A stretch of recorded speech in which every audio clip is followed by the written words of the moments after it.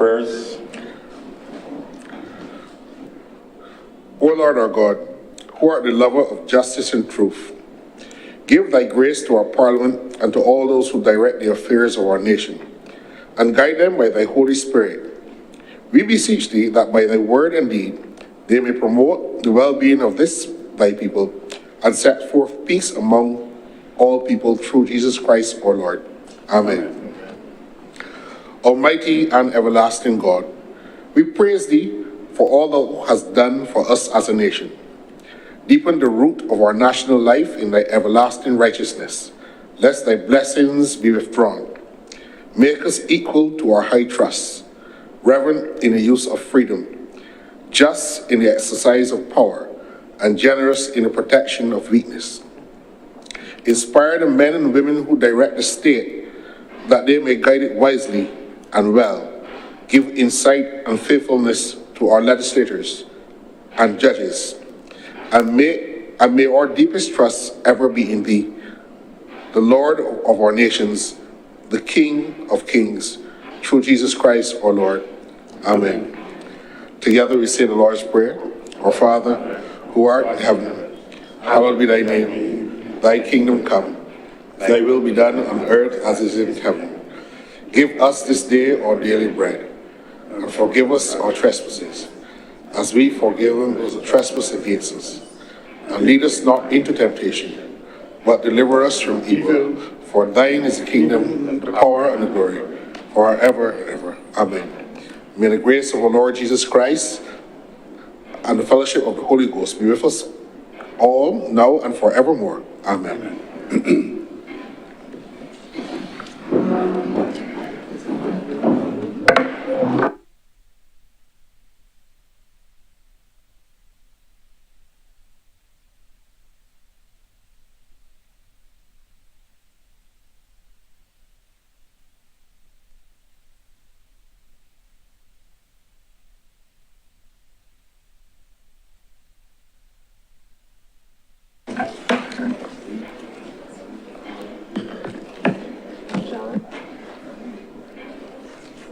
I may address it prayer one of days. I make you say prayers on this day.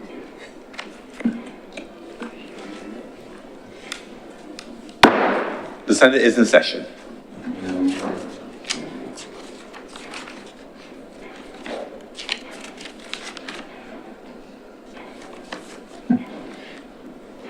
Messages from His Excellency, the President. Announcements by Your Honor.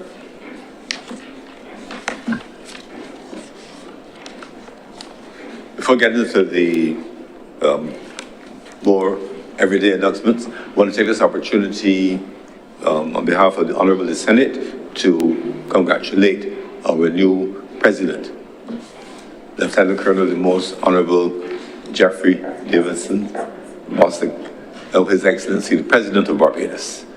His ascension to the highest office in the land as our head of state is a matter of which we are justly proud. His record of service is exemplary, and we certainly look forward to that continuation of commitment to the development of this country from his new position as our head of state. The Honourable, His Excellency the President, or the President of our country, is really part and parcel of our Parliament. Parliament is the head of state, the Honourable the Senate, and the House of Assembly. And we look forward in due course, then perhaps we will have the pleasure of having His Excellency deliver a state address from these hallowed halls, as is part and parcel of the tradition of that of a head of state. So congratulations. I take this opportunity as well on behalf of the Honourable the Senate to extend our profound gratitude for the outstanding service rendered by Madam President, Her Excellency Dame Sandra Mason, who not only served for 8 years as our Governor General and did that with distinction, but had the honour of being our first President and served with distinction for 4 years. And before that, of course, a long record of service in the judiciary, in the wider public service, as well as in the international arena, on behalf of this country. We, members of the Senate, had the wonderful opportunity to interact with them, Sandra, on many occasions, and as usual, she epitomized Barbadian grace, was also epitomizing Barbadian intellect, practicality, and commitment to the development of this country. I think we're all the better for Dame Sandra's service, especially being the first president, first head of state, native head of state of Barbados, and helping to define that role. I believe everyone will agree that Her Excellency has set a suitable bar for the role, and it's really for all successors in the future to match that high standard which has been set. So on behalf of the Honourable the Senate, I say congratulations to our new head of state, and thank you for excellent service rendered to our outgoing head of state. By way of other announcements, we do have minutes of our meeting held on Wednesday, 29th of October, 2025 for confirmation. Senator Cummins. Mr. President, I'd like to move the confirmation of the minutes of our meeting held on Wednesday, October 29th, 2025. The question is that the minutes of our meeting held on 29th of October 2025 be confirmed. Will those honourable senators in favour please say aye? Aye. Those against please say no. If the ayes have it, those minutes are confirmed. In relation to our minutes of Wednesday, 19th of November 2025, to be deferred. Senator Cummins. Mr. President, I'd like to move the deferral of the minutes of our meeting held on Wednesday, the 19th of October, 2025. The question is that the minutes of our meeting held on November 19th, 2025 be deferred. Will those honourable senators in favour please say aye? Aye. Those against please say no. If the ayes have it, those minutes are deferred. We have apologies for absence from Senator Roshana Trim and Senator Andrew Malilu, both of whom are overseas. We have indications of late arrival from Senator Canon Dr. John Rogers. By way of congratulations, there's our members here. I want to take this opportunity to congratulate our members of this chamber for recognition during the Independence Honours of this year. Senator, the Honourable Christopher Maynard, Order of the Republic, has been suitably recognized for his contribution to medicine, especially as one of Barbados' foremost ear, nose, and throat specialists, and as well as his philanthropic work, including, as noted in the record, his talk through his business, several bouts of pro bono work, also known as free work for suitable cases. Please do not bombard the Honourable Senator Maynard. This service is not free to senators. They can afford to pay. It's for those who are indeed. But in all seriousness, I have the honour of being in school with Senator Maynard, and he is as much the same now as he was then, in terms of his calmness, his manner, his affability, as well as his brilliance. I was in school with him then, but if he was at school during the term, I went into vacation in terms of the level of our intellect and ability. But in all seriousness, I want to congratulate Senator Maynard on justly deserved honor. Also honored as well in that Independence Awards, our dear Senator Lisa Cummins, Leader of Government Business in the Senate, for her outstanding work in relation to economic substance and the OECD tax matters, which was a list and a situation as critically important for our economy as were other lists and thresholds that we had to scale, and the team which was involved in that matter was recognized with the Gold Award of Achievement, and Senator Cummins, as leader of the team, was included in that. Congratulations to you, Senator Cummins.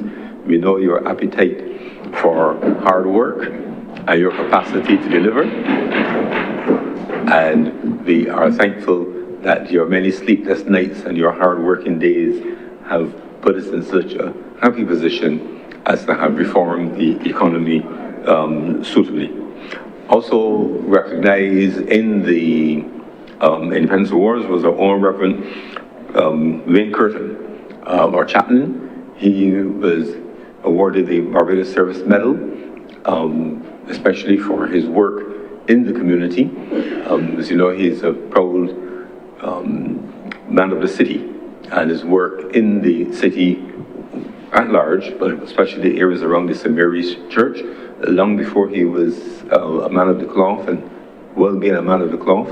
He does much work around Barbados, but generally you cannot take the city out of Reverend Wayne Curtin, and so he was suitably recognized for the excellent work in the community.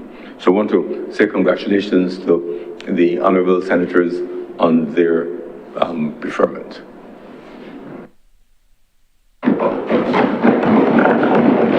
Senator Warren. Mr. President, I wish to join you in the congratulations. I'm doing it this way because obviously the leader of government business was one of those persons honored, so she cannot, I would take the opportunity to start the process in terms of congratulating those persons who were honored and include yourself, Mr. President,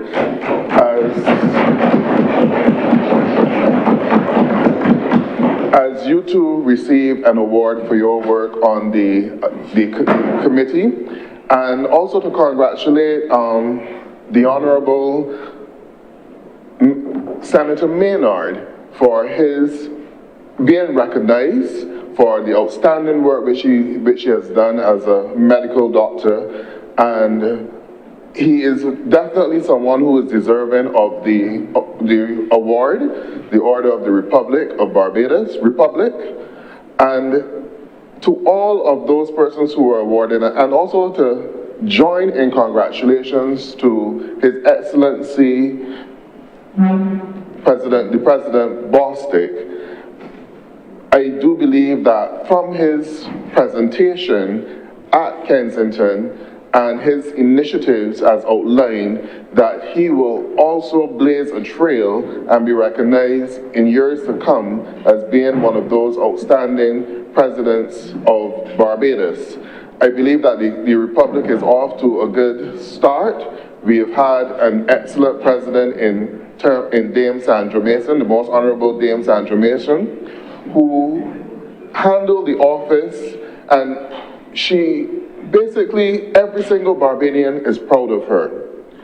Every single Barbadian looked up to her. Every single Barbadian felt pleased and honored to have her as the first president of the Republic. So she set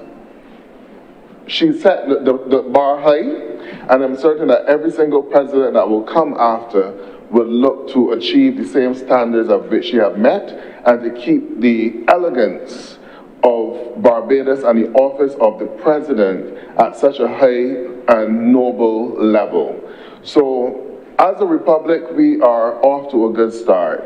And from this chamber, we also have some shining stars in terms, those of honored here, the Honourable Senator Maynard, the leader of government business, Senator Cummins, you, Mr. President, the Most Honourable, and also our chaplain as well. So the decorations are slowly going around the table. So I just want to join in the congratulations to all those persons honored, and also to our former president and our new president. Thank you. Thank you very much, Senator Warren. Senator Kevin Boyce. Thank you for the recognition, Mr. President. I too join in rising to have it officially recorded on behalf of the, let's call it the independent caucuses under section 36.4. Sir, what struck me as particularly significant was the symbolic yet important interaction between the outgoing president and the incoming president. And I think that we as a Senate chamber and as a nation express our sincere gratitude for the job done by Dame Sandra. We express our sincere optimism and hope for the job to be done by the current President, Lieutenant Colonel Jeffrey Bostic, the Most Honourable. And it shows that even though we are new and nascent in the concept of republicanism, we are able to do things in a manner which assures the public that while there may be thoughts or skeptics, that we are determined to get it right. Now, symbolism only goes so far, and we will have opportunity to examine how it actually works. But I think it's clear that we're off to a proper start. In relation to the contributions and the awards made by the members of this chamber, it goes without saying that it is a thankless task, all those who serve in public office. Despite what may be stated, it is hard, it is unrewarded.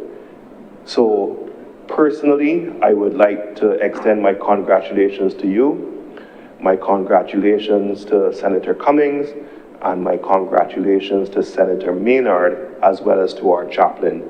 It is a thankless task of politics, and these tokens of recognition go a small way into acknowledging the sacrifices made.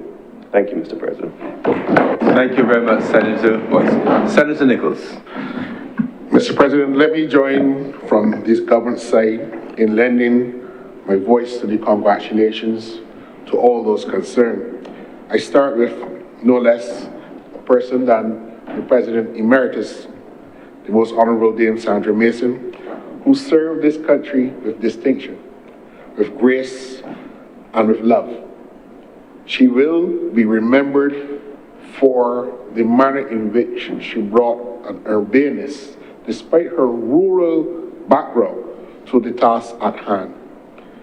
Dignity was the hallmark of her expressions and how she carried herself, and Barbadians will long remember her tenure as a successful one. I want to say on behalf of the government side that we are very appreciative of the manner in which she has executed the work associated with that high office. And we wish her well in her future endeavors. She would always be treasured in our hearts. I would also want to formally congratulate from this side the Most Honourable Lieutenant Colonel Jeffrey Davidson Bostic, whose rise to the highest office of our land will typify the example for all to follow, that your humbleness of station, that your circumstances of birth can never determine your destination. He is, like his predecessor, the very best of what Barbados has to offer. He is our president, and we pledge our support to make his sojourn and his time in this office as members of the Senate a successful one, and we look forward to his work he's begun by giving us a challenge, and we hope that we can do everything to assist in making his vision something that is realizable. Sir, you have served this country for many years. The office of President of the Senate is your current destination. But those of us who know you well will know that you serve in several offices in your profession, your avocation, even in your pastime and your hobbies and other civic organizations to which you are a member. You do it with a level, sir, of commendable enthusiasm and energy. I'm in a number of these organizations with you, and I know that your night tonight will end in the wee hours of the morning, where you have other duties to execute on behalf of a large amount of people. And that too again tells us that your work in the task force and in representing the interests of government brought that continuity because you served as a Minister of International Business in the previous administration.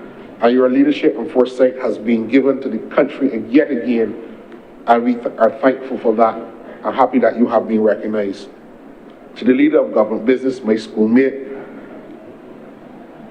she continues to show us what hard work and dedication means. She leads from the front. Yes, she is a hard taskmaster. Yes, she is very attentive to details and really requires a high level of discipline and commitment from this parliamentary team in the Senate. I am happy that she has been formally recognized for her work and her leadership in that regard, and may her work in civic life and in public life in Barbados long continue. I have to say a word, Mr. President, to my own daughter, Mr. Christopher Maynard. And I can tell you that I am a recipient of his benevolence.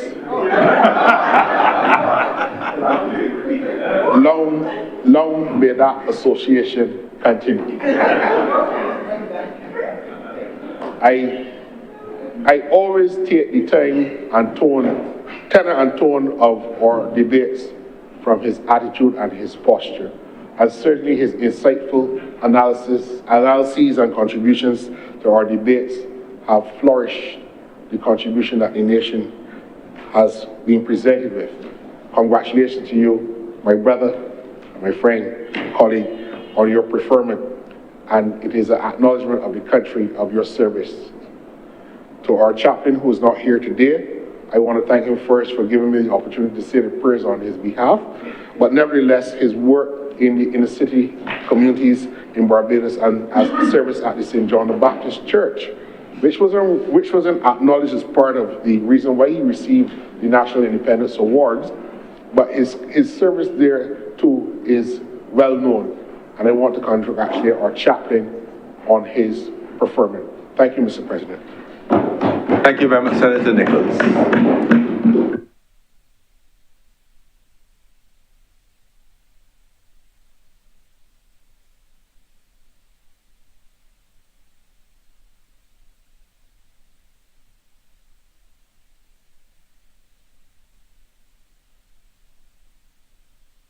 Senator the Honourable Christopher Maynard.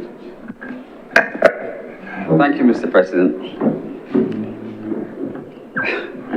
I'm struggling to decide which is to respond to first, Mr. President. Mr. President, I thank all of my fellow senators for the kind words, and I thank you as President in particular. I believe, sir, that our old headmaster, now deceased, if he could only see what has happened to his pupils, would be very happy.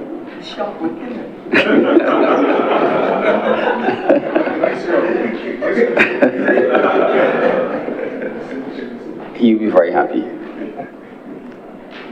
Mr. President, I received my award on behalf of course, of myself, but also on behalf of my family who have tolerated me for all the time, and my friends, and my colleagues. But more importantly, I believe my teachers. And there are some of our teachers there that are still alive, and I'm sure that they were very happy to see, first of all, you, and then myself receive honors. I thank you. Thank you very much, Senator Maynard.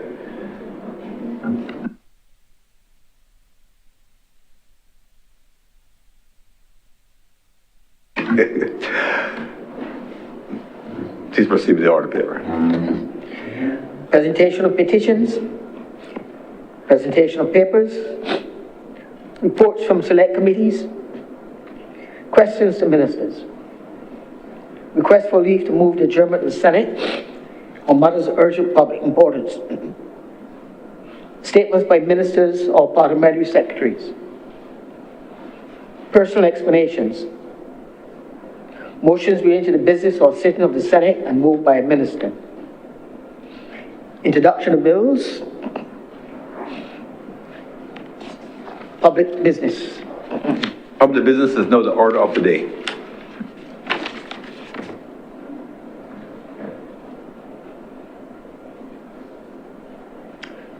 I beg your pardon, sir. Maybe revert to introduction of bills? Certainly. Introduction of bills.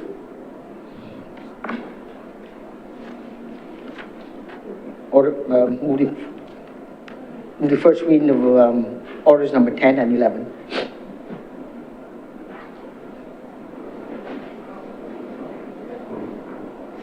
Senator Cummings. Mr. President, I beg to move that the following bills be read a first time. I beg to move the first reading of the Constitution Amendment Bill of 2025 and the first reading of the Parliament Miscellaneous Provisions Bill of 2025. The question is that those bills, the Constitution Amendment Bill 2025 and the Parliament Miscellaneous Provisions Bill 2025, be read a first time.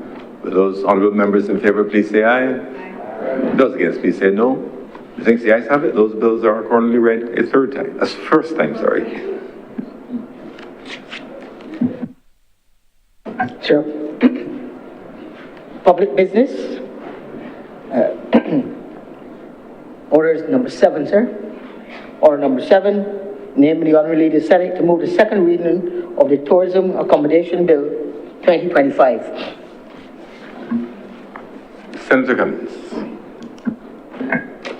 Mr. President, this bill has already been debated and passed in the other place, and we have heard subsequent to that a number of associations, including those with responsibility for the Airbnb sector, shared accommodation sector specifically, and those even in the villa segment, including some of those who sit in this honourable chamber, Mr. President. And so in treating to this particular matter, we have had a number of consultations being led by the Honourable Minister of Tourism, who sits in the other place, and those consultations continue at the level of the ministry. That notwithstanding, however, Mr. President, in the interest of allowing for there to be a formal engagement to allow for comments to come in officially, having passed the other place, this bill is to be committed, therefore, Mr. President, to the Standing Committee on Economic and Productive Sectors for further consultations and to invite for public consultation. And I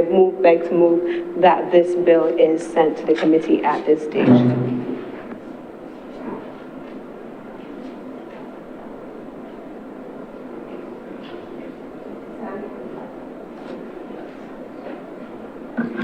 The question is that this bill, the Tourism Sector Combination Bill, be referred to the Standing Committee on Economic and Productive Sectors. Will those honourable senators in favour please say aye? Aye. Those against please say no. The things the ayes have it. Order number 8, in the name of the Honourable Leader of the Senate, to move the second reading of the Barbados Tourism Product Authority Repeal, Transfer of Assets and Liabilities Bill 2025. Senator Cummings.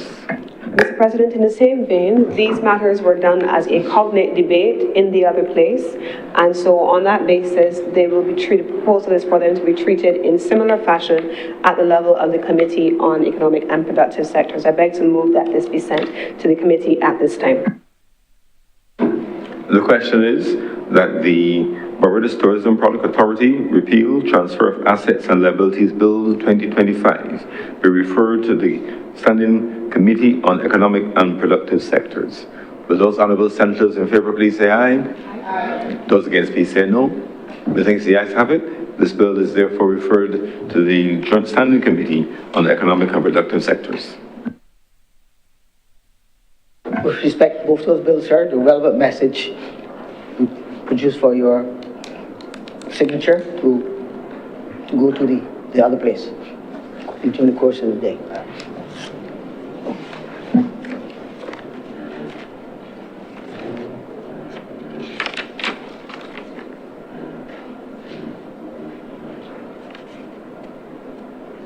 Order number 4, sir. Name of the Honourable Lady of the Senate to move the passing of the resolution that Parliament of Barbados take note of the 2023 to 2028 National Policy on Aging. Senator Cummings. Thank you very much, Mr. President.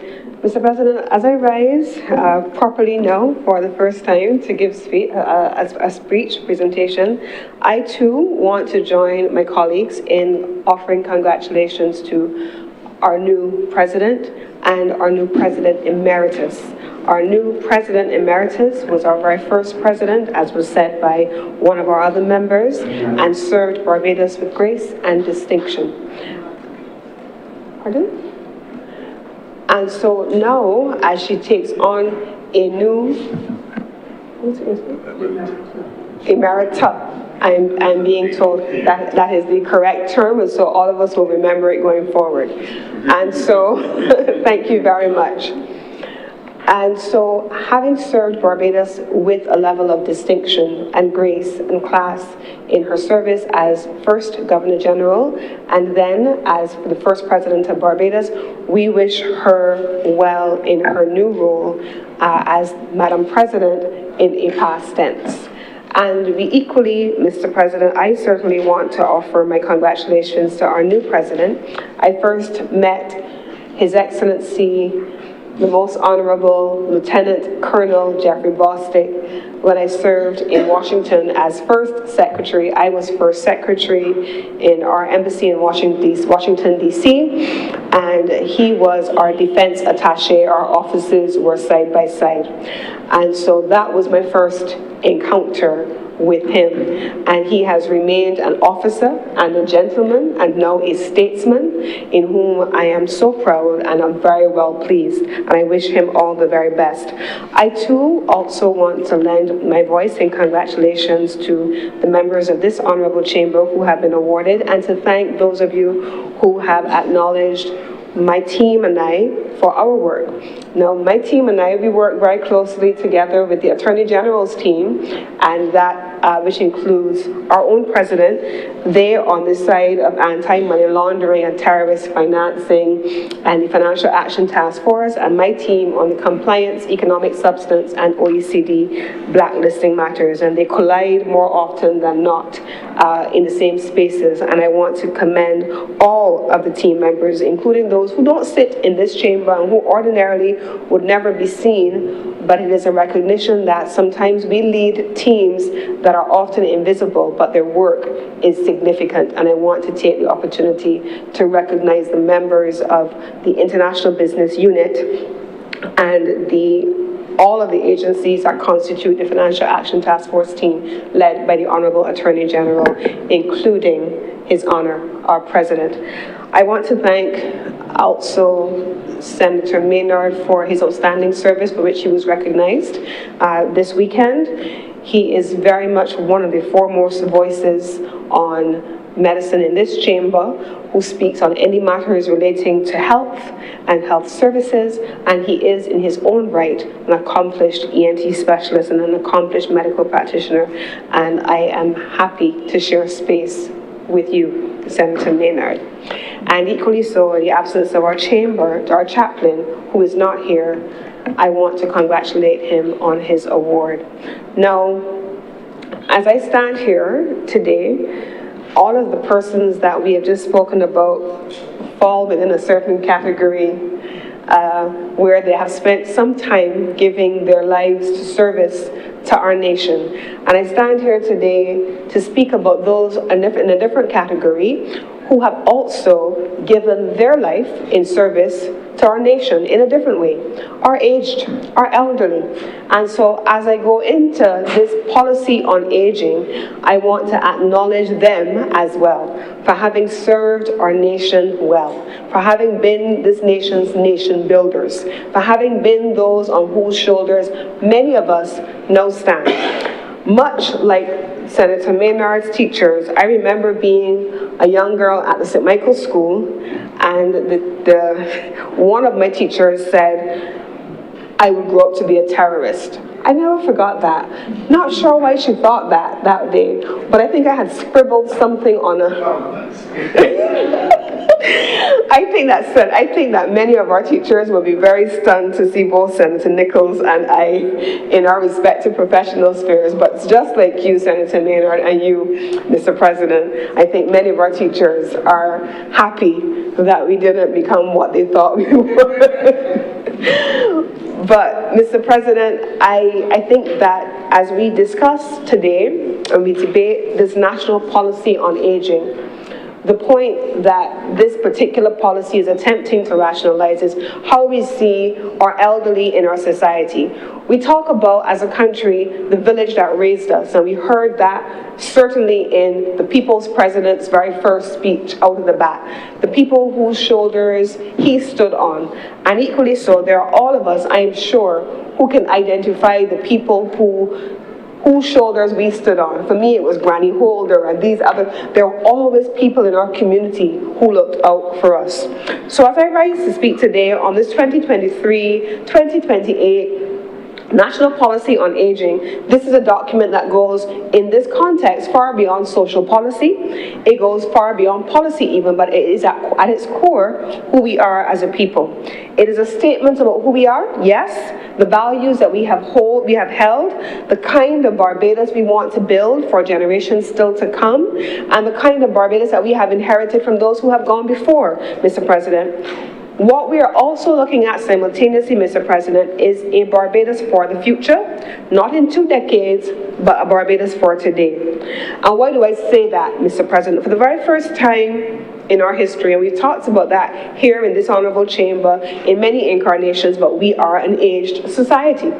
There are persons we are dying, we are living, we're not reproducing as fast as our birth rate has exceeded our birth rate has exceeded. I'm going to come back to that, Mr. President.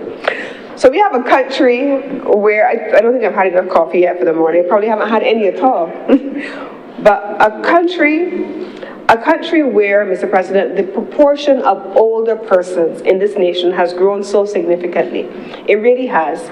And it now shapes every sector of our national development. It tells us how we should design communities, how we should write policy, how we should structure families. It tells us about the way that we should prepare for natural disasters. Mr. President, as we look at what happened in Jamaica a few weeks ago, now not even months yet, we think about what could possibly have been the fate of those older persons in the community. I certainly saw on social media an older woman in a wheelchair, couldn't move, but she lived in a house with a slat roof. And when those persons in her community around her, their houses were blown away by the winds or they were taken over by the floods, 30 people were able to shelter in this woman's 1-bedroom house until the storm passed. She was a grandmother in that community. Even how we respond to disasters and how we how we live in our communities, our elderly are an essential part of that conversation. So now,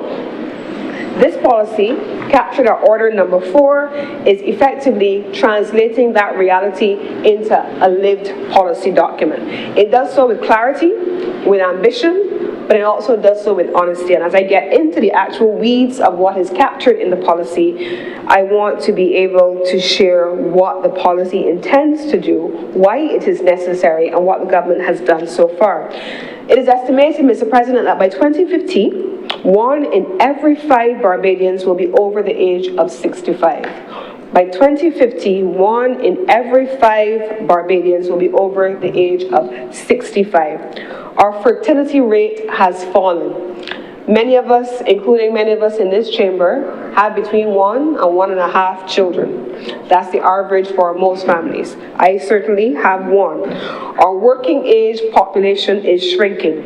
Our life expectancy continues to increase. We came here, Mr. President, and we talked about the reform of the National Insurance Scheme, because as people lived longer and they got older, they were drawing on the National Insurance Scheme for a much longer time than in previous generations. And so with these shifts came pressures on a couple of things: pensions, long-term care, chronic disease management, labor market participation, and the design of public services. Mr. President, I remember being at an awards one year when we were celebrating International Women's Day, I believe it was, and we were celebrating a woman who was 75 years old and she was still working. And I remember being caught in my mind trying to figure out, am I really comfortable with the idea of celebrating a woman at 75? She was working in the private sector, working at 75, because does that say to me that she has a need to keep working because there's no support system, either by family or that her workplace has not created a lifeline for her? Am I really comfortable celebrating 75? And she was struggling at the time, Mr. President. So we have to be able to have systems in place that allow for pensions and labor market participation, especially for our elderly, and how our public services are designed. So we can see the evidence of aging, the fact that Barbadians are living longer, healthier lives. The challenge for us is how to translate that into policy and into planning. So in the first instance, Mr. President, we have a population policy. This government took the question of population into full account in the first term of its office, and it began the heavy lifting of developing a population policy. A couple of things that the population policy found: a shrinking labor pool, increased old age dependency, greater strain on social protection systems, and the need for policy innovation to maintain economic vitality. The policy on aging then directly responds to the findings of the population policy, because government is joined up. Government can't be developing policies on one hand here and one hand there, but they're not talking to each other. So coherent implementation is a key feature of government policy. And so the population policy found expression in the aging policy. And the first thing that the policy on aging did to respond to this reality is to identify what kinds of operational frameworks needed to be put in place to respond to this operational skill shift. It identified that longer life expectancy meant that more years of chronic disease management was needed. More years of mobility support was needed. That there was a greater need for long-term care. That there was a greater responsibility on families and the state to plan for older adulthood.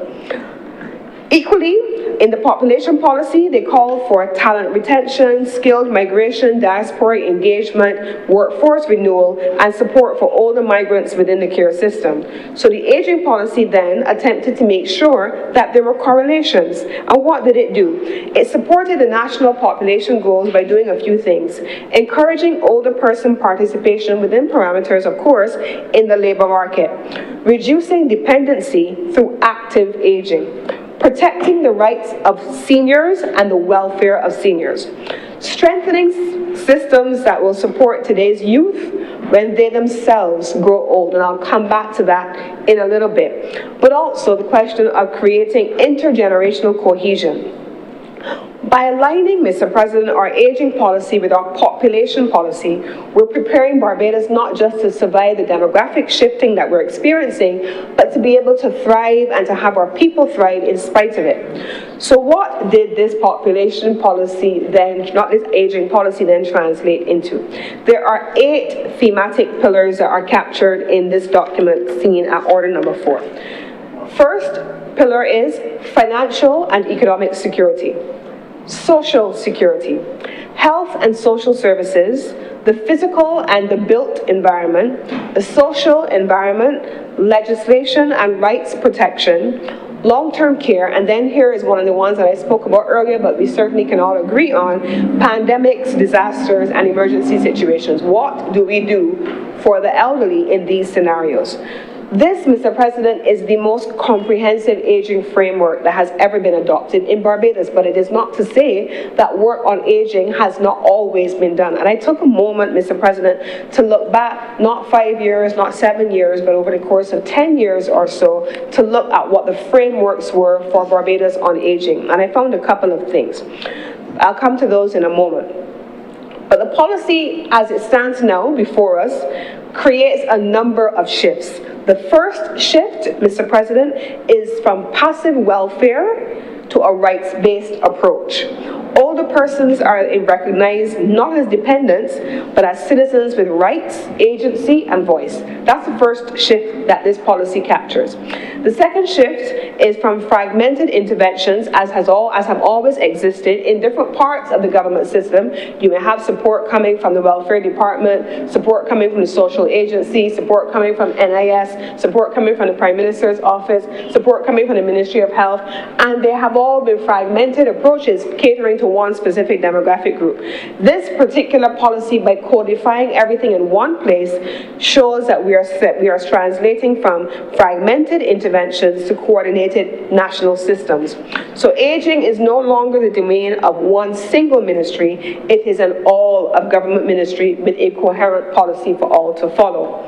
Shift 3 is from aging as a burden to aging as a growth opportunity.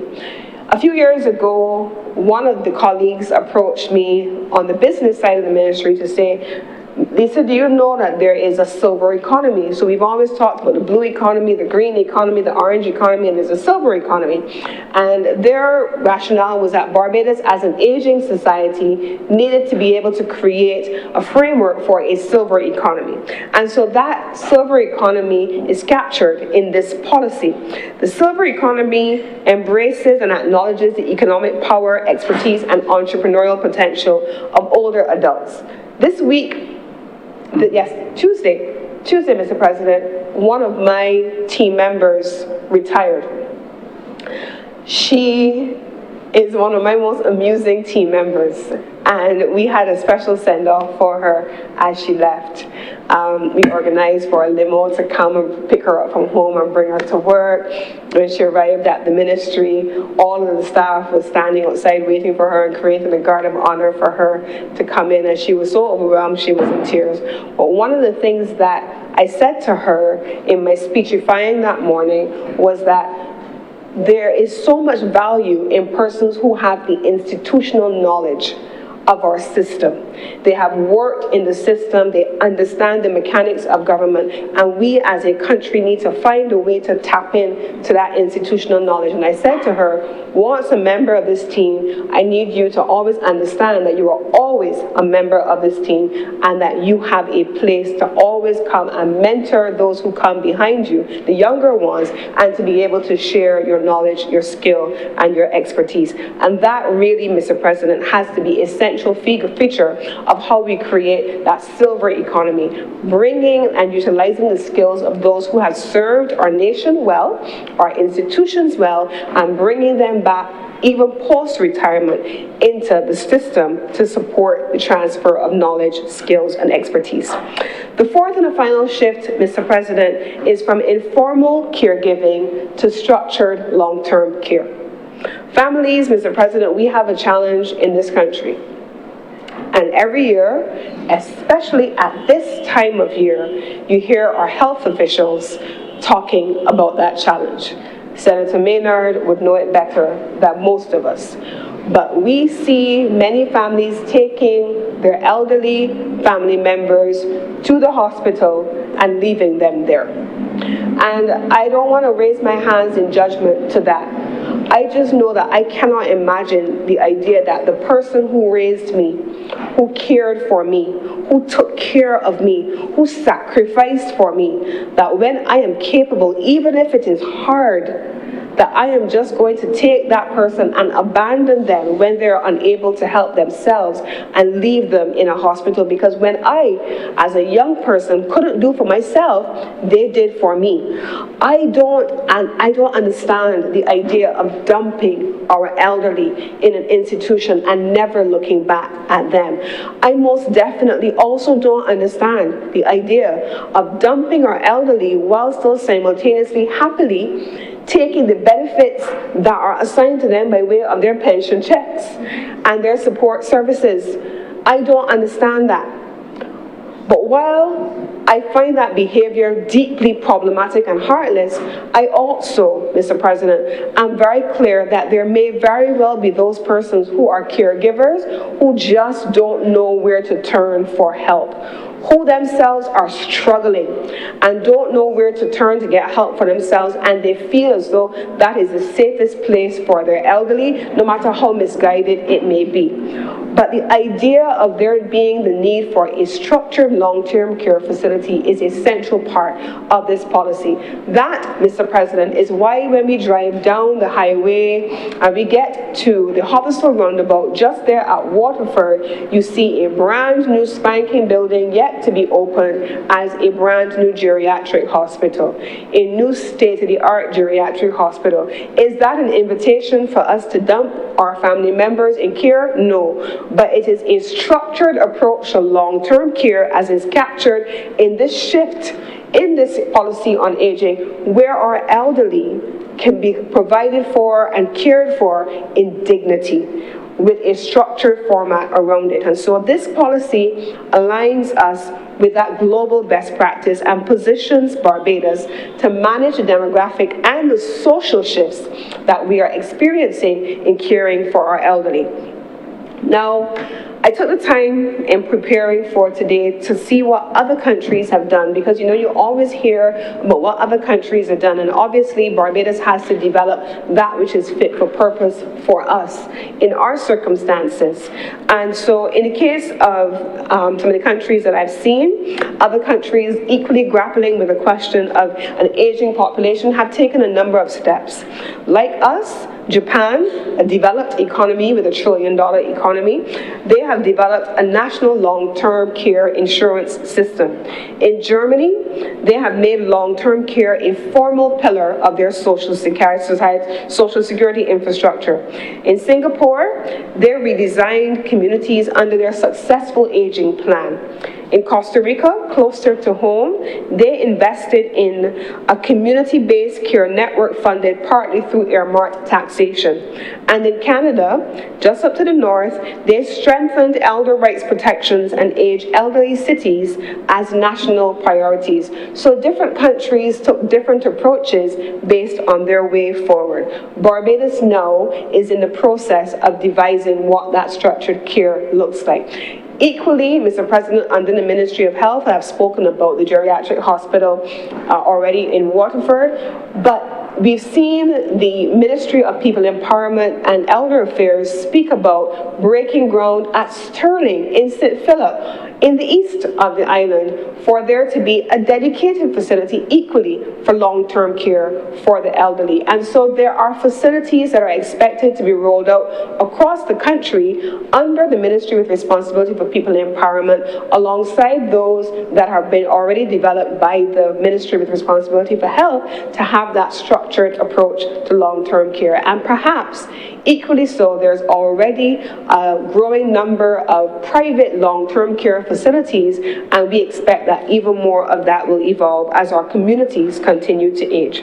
Now, across the Caribbean, a little closer to home, we have Jamaica. Jamaica modernized its national policy for senior citizens and aligned it with its vision for 2030. Trinidad and Tobago established a division for aging and oversight for residential care.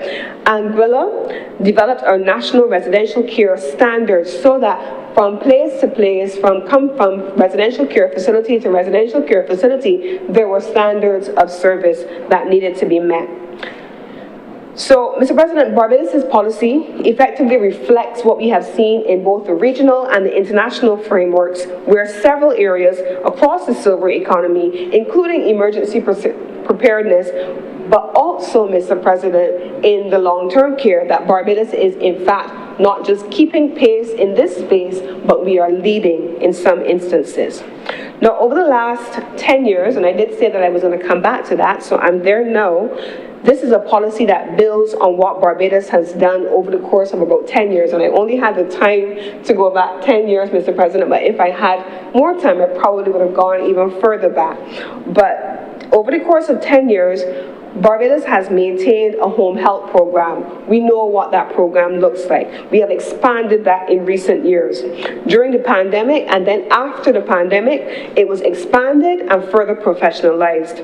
Currently, we have 600 home health workers that have recently been trained to upgrade the service quality to our elderly across our communities.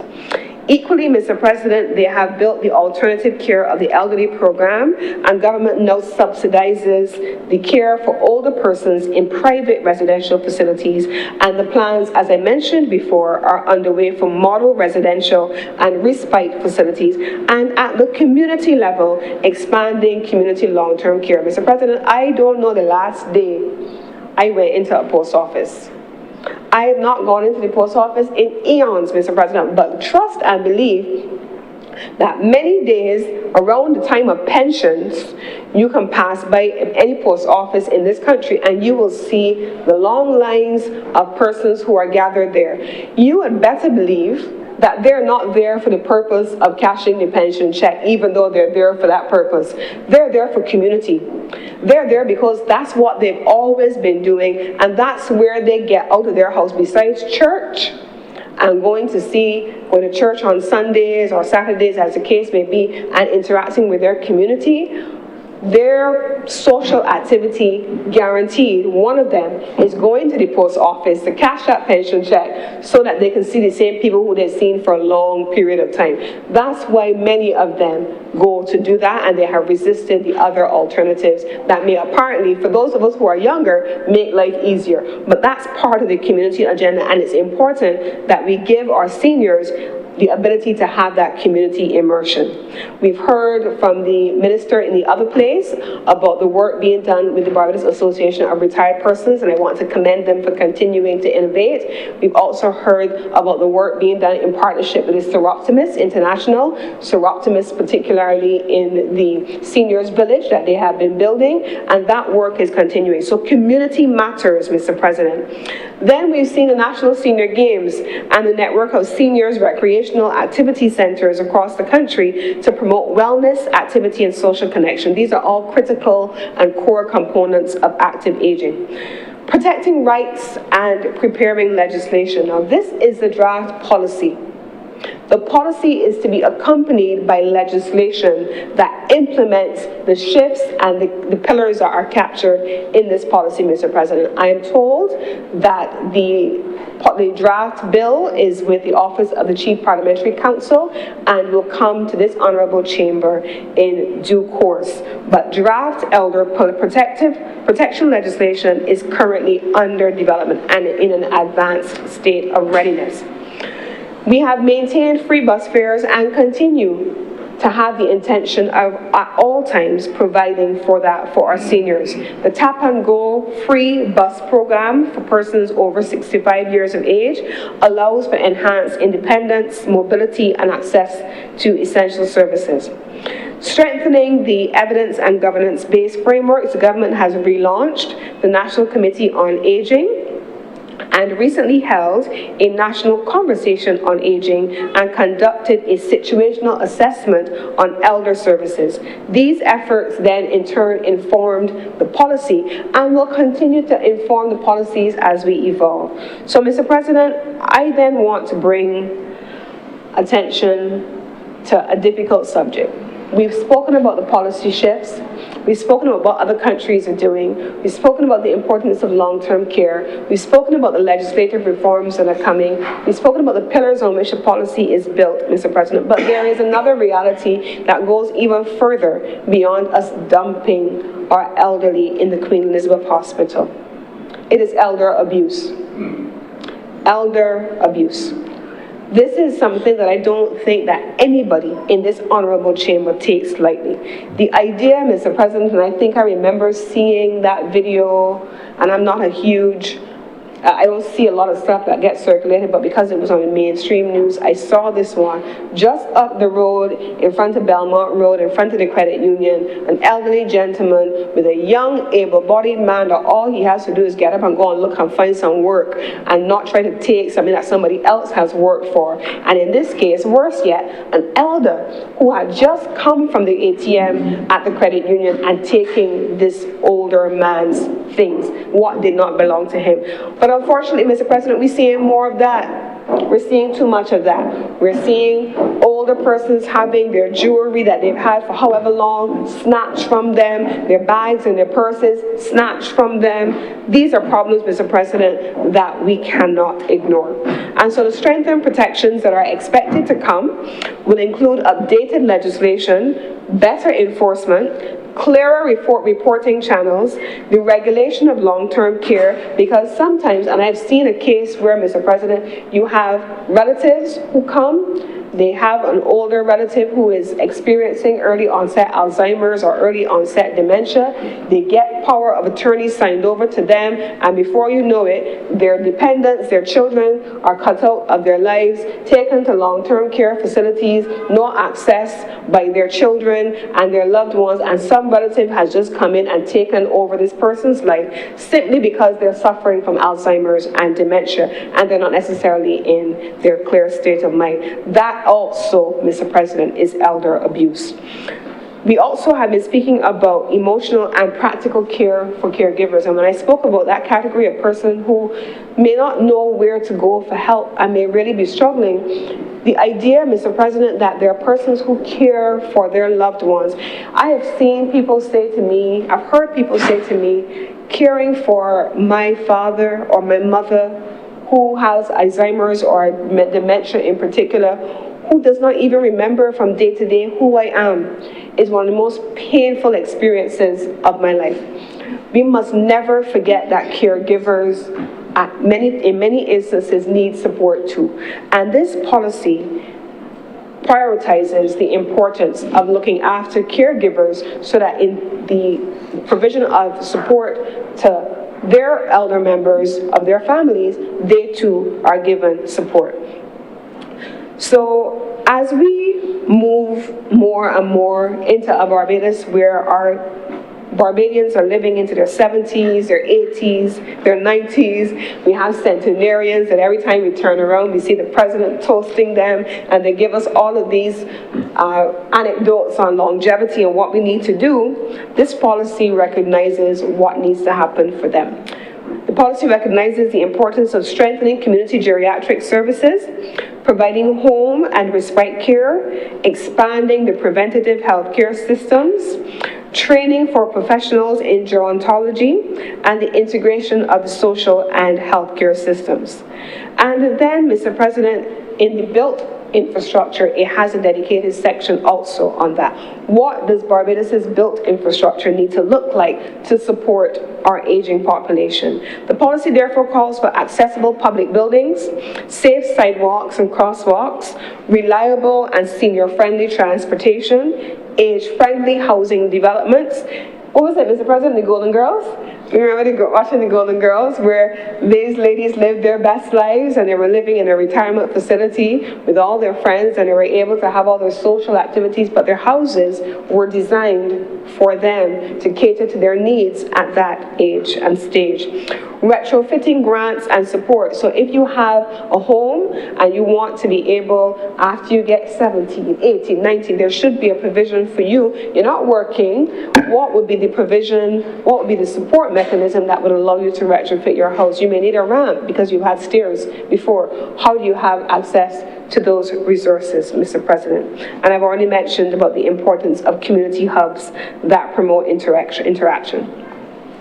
I spoke earlier, Mr. President, about where Barbados is also innovating in this policy, and it is specifically also going to come into the pandemics and disaster preparedness section of the policy.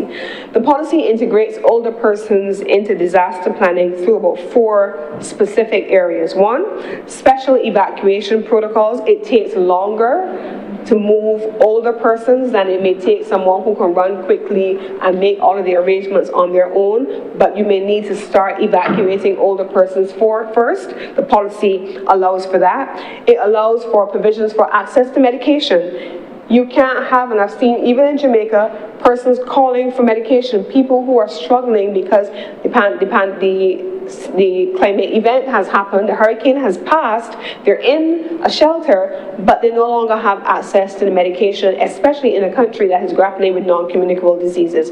How do we make sure that they have adequate supplies of medication until such time as they're past the immediate worst of the danger? Identification of isolated seniors. Where do we find the people in our communities? Do we know the people in our communities who live alone, whose children are overseas, whose children come and visit, but they don't have anybody here with them on a day-to-day basis, except maybe the sister from the church who comes and visits with the shut-ins group? How do we identify those isolated seniors? That is captured in the policy, and then to have a community-based emergency response. You will never know as an outsider what a community knows as an insider about the people who live in a close-knit community. So how do we work with communities and community leaders to be able to identify seniors in need of support? This is critical, Mr. President. This is critical for a country and for a region that is prone to natural disasters. But then, Mr. President, then we have this intergenerational conversation and it is captured in the policy. How do we bring our youth into the conversation? How do we raise a generation of youth that, like us, call their elders auntie or uncle or Miss Lisa or Mr. Chris? They give a level of respect even in the way in which they refer to them. How do we get that culture back in Barbados? And so the policy aims to help our youth to build empathy, participate in community service, innovate in the silver economy, support digital inclusion, learn from seniors as mentors, work in care, health, wellness, and the technology sectors, and effectively support a generation that then in turn supports each other, youth and our elderly supporting each other in a mutually reinforcing relationship, not standing apart. And we want to be able to build that Barbados. Now, the silver economy that I mentioned earlier is valued globally at over 15 trillion with a T dollars. For Barbados, there are opportunities in a couple of areas, and I pulled these out obviously as Minister with responsibility for business, wellness and rehabilitation services, assistive and smart home technologies, accessible tourism, senior entrepreneurship, housing retrofits. I just mentioned that if we need to be able to change our houses and how we equip our bathrooms and our stairwells and our steps and our entrance points, how do we have an economy that supports that? Financial products for retirees. They may not have a salary or an income, but they may have assets. How do we provide financial services for them? The creative and cultural heritage industries. You can't know the creative and cultural heritage better than them because they have lived it. Home and community care markets. Other persons, Mr. President, we are seeing representing economic potential, not for theft, not for plundering, not for elder abuse, Mr. President, and not to be seen as an economic burden, but really to build a silver economy that includes them. So here's where the work begins, Mr. President. To deliver this vision, the policy will require a few things: strong governance and coordination, annual implementation plans, dedicated budgetary allocations, data, research, and monitoring frameworks, public and private sector partnerships. The government cannot do this alone. This must be a whole of country approach. Legislative follow-through, national awareness, and cultural change. And this honourable chamber, as we bring different pieces of legislation and as we address different policies overall, and as we head into the budgets and the estimates of expenditure for 2026, this chamber has a critical role to play in overseeing this change. So ultimately, Mr. President, this policy is about what kind of society we choose to be. It is about a Barbados where older persons must not be allowed to feel invisible. It is about a Barbados where they must instead feel valued, respected, and protected. And then in closing, Mr. President, it sends a message to every older Barbadian. You mattered then. you matter now, and you will matter to Barbados for all the years ahead. And with these few words, Mr. President, I beg to move that this resolution do not pass.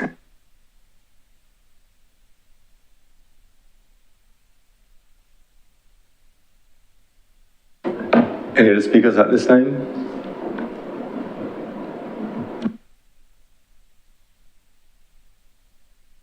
Senator Cummings. Mr. President, I beg to move that we suspend further deliberation of this item until a date to be determined. The question is that further consideration of this resolution be postponed. Those honourable senators in favour, please say aye. Aye. Those against, please say no. I think the ayes have it. We will therefore return to this at a date to be chosen by the leader of government business. Further consideration is therefore postponed. Senator Cummings. Mr. President, I beg to move that, having come to the end of government's business for today, that this sitting be adjourned.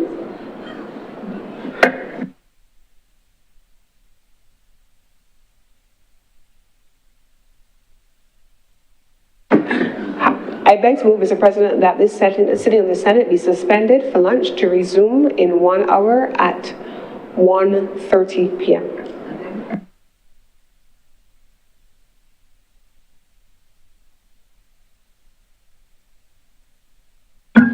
The question is that this sitting of the Senate be suspended until 1:30 p.m. today. Will those honourable senators in favour please say aye? Aye. Those against please say no. The things the ayes have it, the sitting is suspended until 1:30 p.m. today.